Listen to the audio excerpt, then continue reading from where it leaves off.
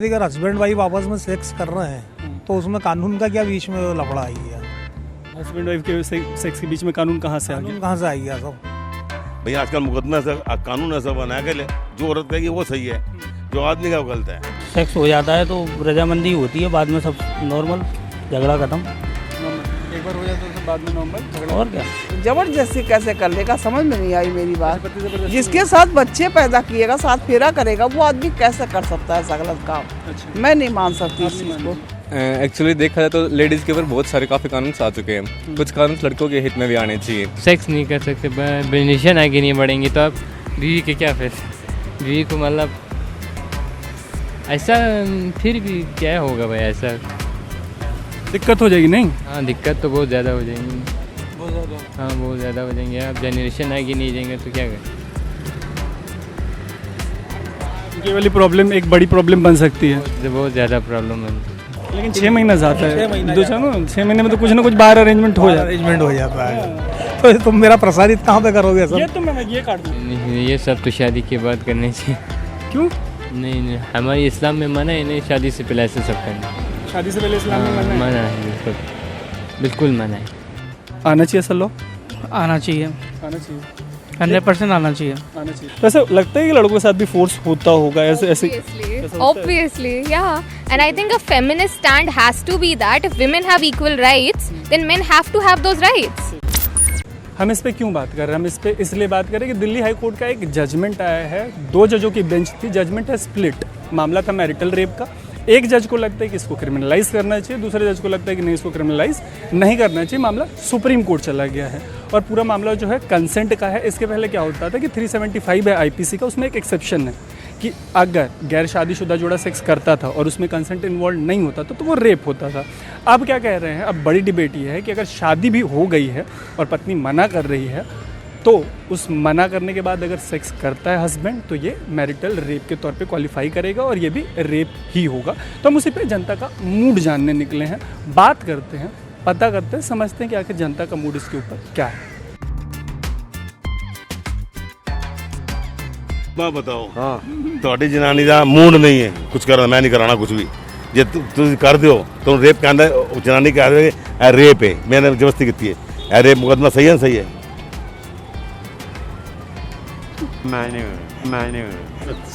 शादी नहीं हुई? सामने दुकान है। नहीं, ज़बरदस्ती तो होता ही नहीं है ना भैया, कैसे हो जाएगा?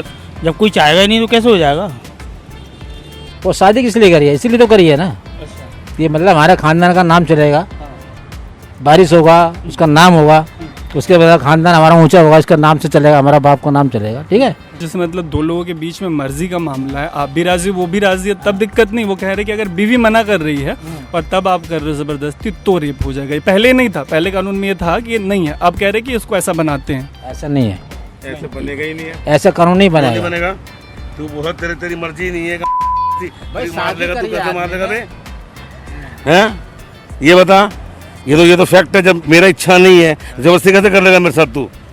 जब तुम जबरदस्ती करो रेप तो होगा ही होगा। ये तो रेप है, जबरदस्ती। अरे यार, अपनी बीवी के साथ बिल्कुल है। एक आर्गुमेंट जो इसके विरोधी है, जैसे ये जो कह रहे हैं, उनमें कह रहे हैं कि अगर गलत फंसा दे तो इसके बारे में गलत कर, अब लेडीज है कुछ भी कर सकती है आजकल। आप किसी को देखो, वो देख कर अब देखने में कह दिया मुझे छेड़ा है तो उसे क्या कर लोगे? आप कुछ नहीं कर सकते ना उसको। तो आप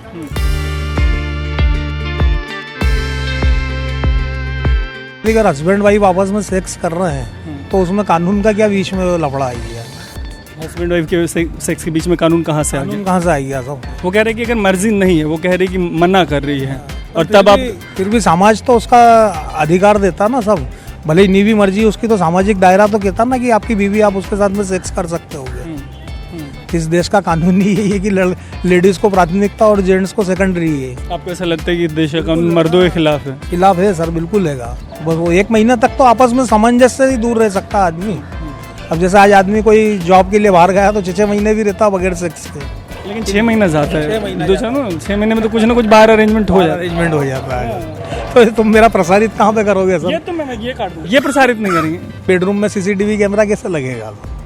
तो बिना CCTV के बिना प्रूफ ही नहीं मिलेगा तो लेडीज का केस तो वहीं पहले उस पर ही खारिज हो जाना चाहिए। तो फिर तो होना ही है सर। ये तो आदमी जब सामने अपनी वाइफ के साथ में नहीं कर रहा है तो फिर उसका कुछ तो चाहिए, तो या तो वो कोई जरिया तो देखेगा अपने लिए, तो होते हैं ये सारी चीज़ तो सब। मतलब इससे जो ज़िंदगी है शादीशुदा वो बनेगी, बर्बाद हो जाएगी। देखो अगर आप जैसे 6 महीने के लिए 2 महीने 6 महीने के लिए अगर बोल रहे हैं तो उससे तो बर्बादी होनी है सर। लेकिन हम ये कहेंगे पति अगर कर रहा है तो गलत नहीं है।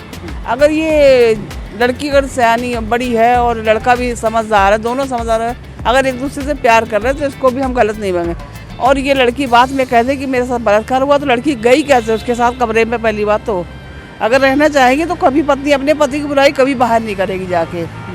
और मैं तो यही कहूँगा कि नहीं करे तो ज़्यादा अच्छा। देखो पति हमारे जीवन काटेगा, बाकी कोई नहीं काटेगा।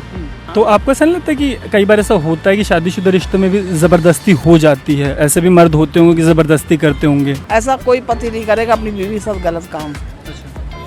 कोई नहीं करेगा, कोई नहीं करेगा। मैं तो बहुत से पढ़े हैं दुनिया में, एक से राक्षस भी पढ़े हैं, पर मेरे को तो नहीं लगता ऐसा भी पति करता है। मान लीजिए किसी के साथ ज़बरदस्ती हो रही, फिर उसको क्या करना चाहिए? तो उसे जबरदस्ती कैसे कर लेगा, समझ में नहीं आई मेरी बात। जिसके साथ बच्चे पैदा किएगा, साथ फेरा करेगा, वो आदमी कैसे कर सकता है ऐसा गलत काम? मैं नहीं मान सकती इस चीज़ को, क्योंकि हमने भी, मेरे घर में भी इतनी सारी बहनें, मुझे कहते शर्म आती है, पर ऐसा कोई नहीं करता हैगा।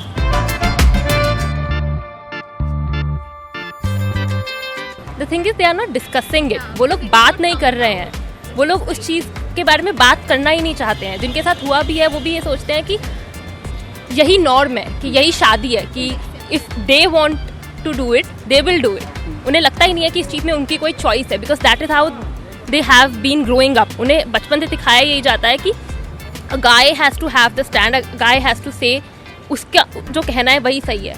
उसके अलावा what is feminism then? So I think अगर एक विमेन को आप लॉ के उस पर वैसे ट्रीट कर रहे हो तो मैन को भी same, all the main should have that those rights. अभी सिचुएशन है उसमें यह है कि विमेन के साथ जो गलत हो रहा है इट इज़ डिफरेंट। वो एक बहुत ही सीरियस सिनेरियो है। लाइक अगर हम अभी आज रोड पे जाते हैं तो we have to think of what we are wearing, we have to think कि हम कैसे चल रहे हैं, हम कहीं रात को गलत टाइम पे तो नहीं चल रहे हैं। Most guys don't have to. हमारे डैड के जनरेशन में क्या चीज़ें थी प्रॉब्लमेटिक जो इस जनरेशन में लगता है कि बदली हैं? कॉन्वर्जेशंस का चेंज आया है। वही कॉन्वर्जेशन जो पहले हम उनके सामने कर ही नहीं सकते थे, आज we are having those conversations with them. आज अगर we are on our periods we can say that हाँ आज I am not in a good mood या ओ आई नीड दैट, पर लेकिन हमारे से जो पहले जनरेशन थी उसमें वो नहीं था, उनके लिए वो इतना नॉर्मल नहीं थी ये चीज़ें।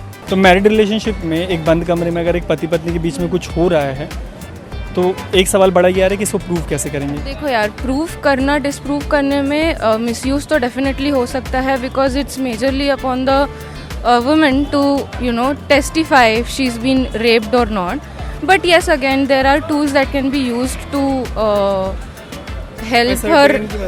help her show that she's been raped or she's been abused by the husband. For example, there could be marks, abuse marks, force marks, or there could be situations going on inside her house, inside her household or with in-laws. अगर किसी crime, किसी कानून का misuse हो सकता है, उसके चक्कर में उस क्राइम की ग्रेविटी तो ख़त्म नहीं हो सकती ना। मतलब रेप है तो है, it is a fact, you can not negate it.